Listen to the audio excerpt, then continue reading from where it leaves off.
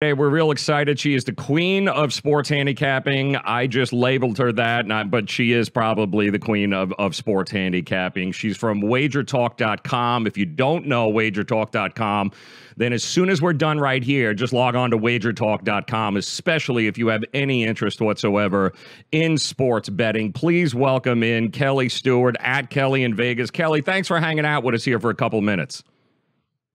Absolutely. How are you doing today? We're doing great. All right. Now, first things first here. I want to, I'm an Oklahoma State alum, and I know you're a Kansas State. And Oklahoma State didn't get any love last week, got no credit against Boise State whatsoever. And this week, my God, is Kansas State even playing, or is just West Virginia already won the game? What's going on with that?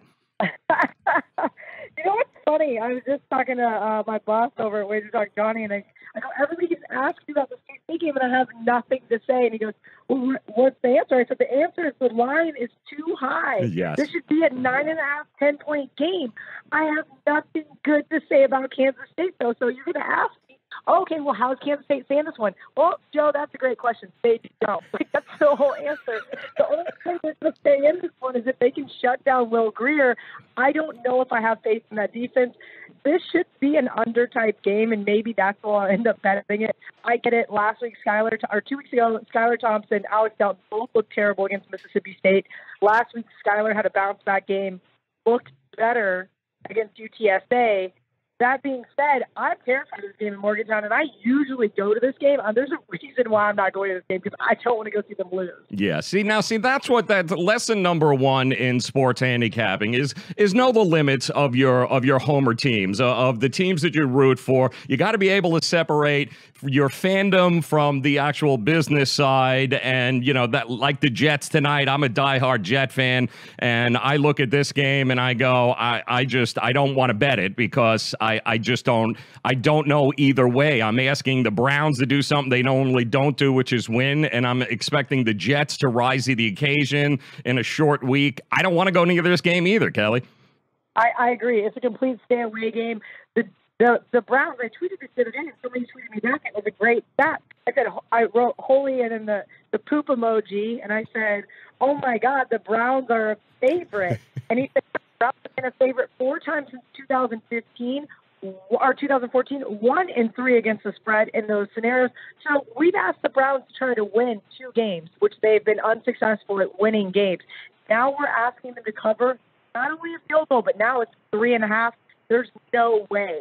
I mean, if any side I'm looking at is the Jets there, I don't know if I can do it, but I would be shocked to see this game not be a 1917 type ending. Don't do it, girl. Don't do it. Listen, if there's any football god, they'd make this game a tie tonight just to screw everybody. Oh, my gosh. That would be absolutely incredible. I hope this game ends on a tie. She is Kelly Stewart at Kelly in Vegas, wagertalk.com. Make sure you check it out. And I've got to ask, too, because I've gotten this from a few people, from some of my women listeners have reached out and said, oh, my God, you're going to get Kelly Stewart. Like, how does she survive in such a sausage fest of an industry like sports handicapping?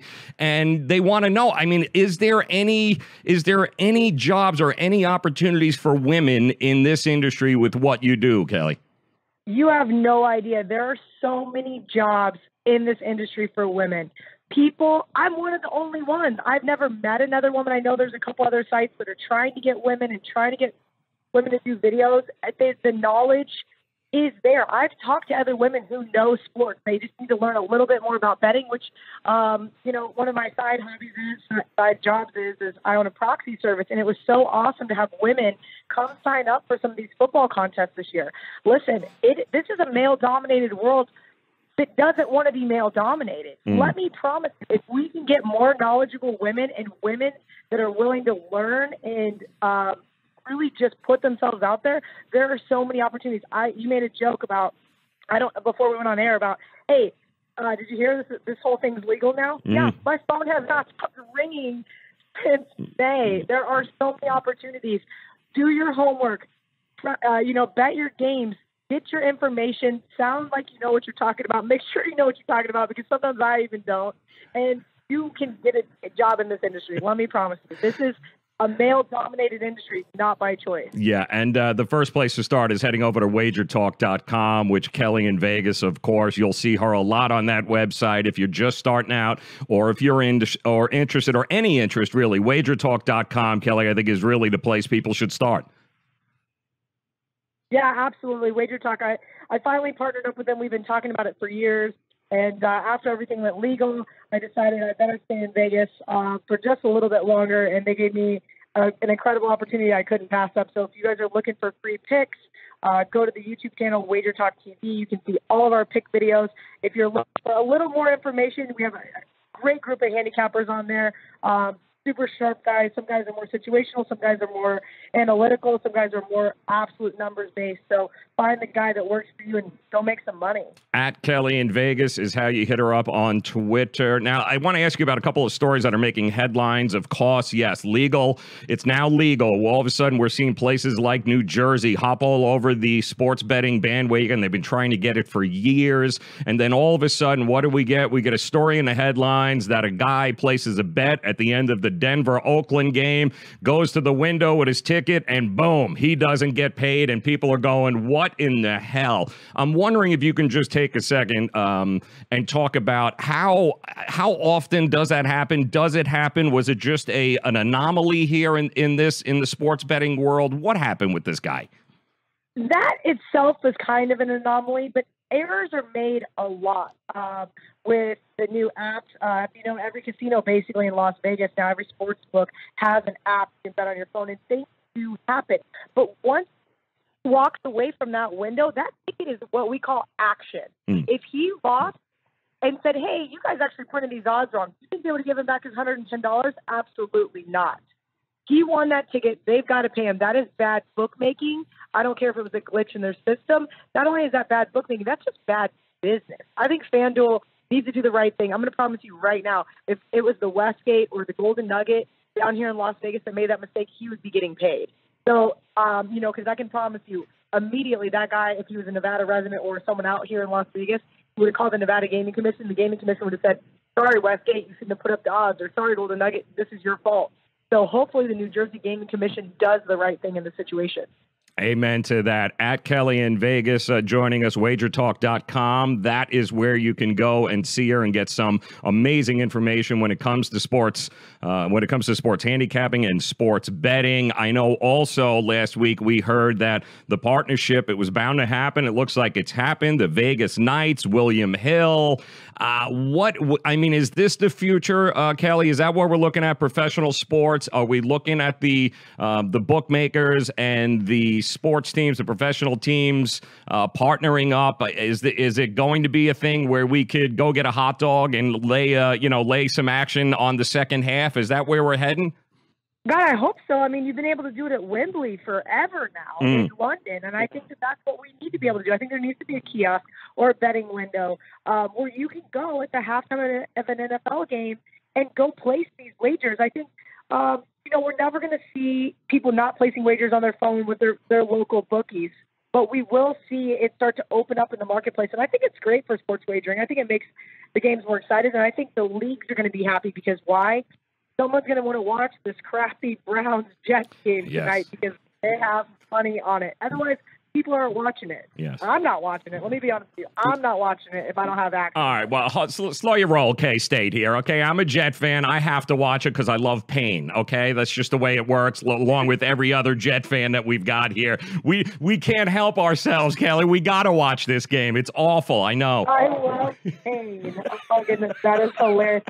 You guys should look good on that opening Monday night. Maybe channel a little bit more of that. And the Browns defense looks really good, so I do feel your pain. I mean, remember, like you just said, I am a Kansas State fan. I love it. At Kelly in Vegas, wagertalk.com. Let me ask you also, this just popped up here today. We had a big parlay winner, William Hill, right? Guy, $5 card. I guess he won every game last week, close to $85K. And, I'm wondering, as a professional sports bettor there, Kelly, did he hedge his bet on Monday night knowing he had all those winners? Do you think he had some money on Seattle, or would you have let it just ride out?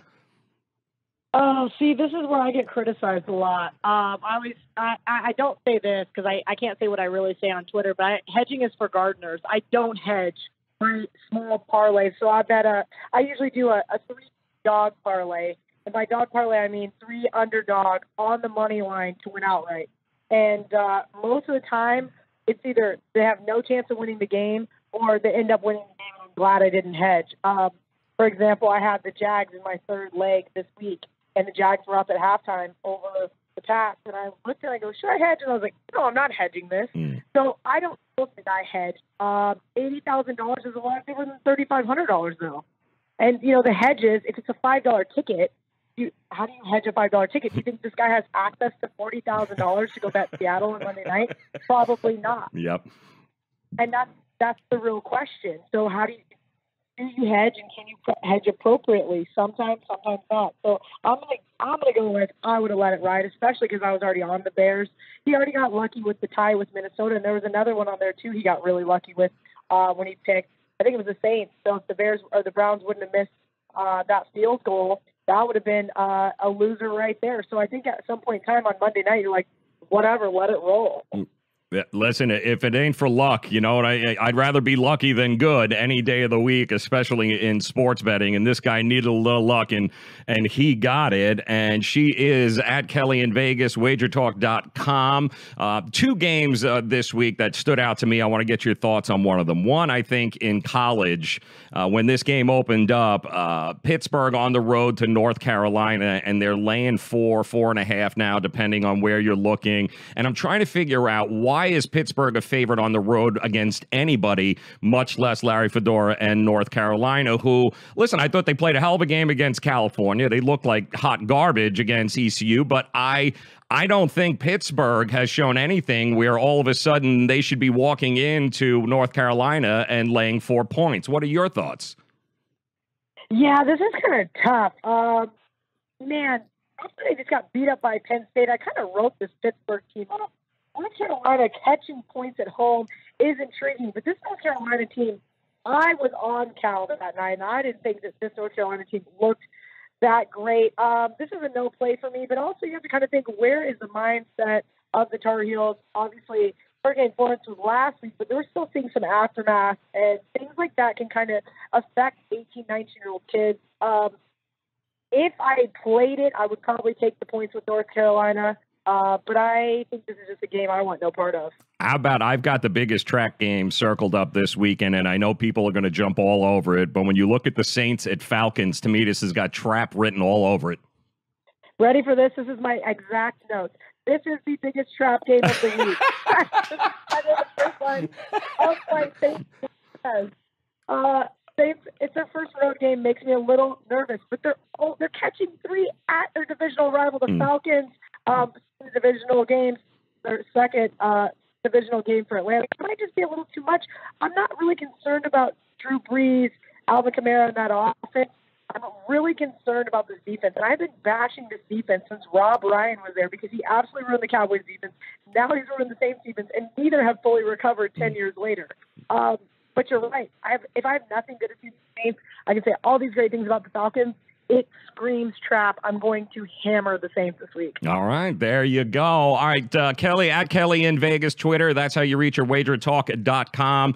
All right, before I let you go here, Kelly, I want to play a little game. We call it here, Would You Rather? And I'm going to lay out 2 situations to bet on, and you tell me which one you would rather, all right?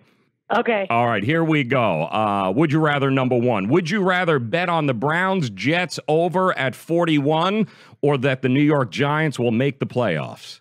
Oh, I'd rather bet the Jets-Browns get bet over 41 tonight. The Giants, I said this. I don't know why everybody was so high on the Giants.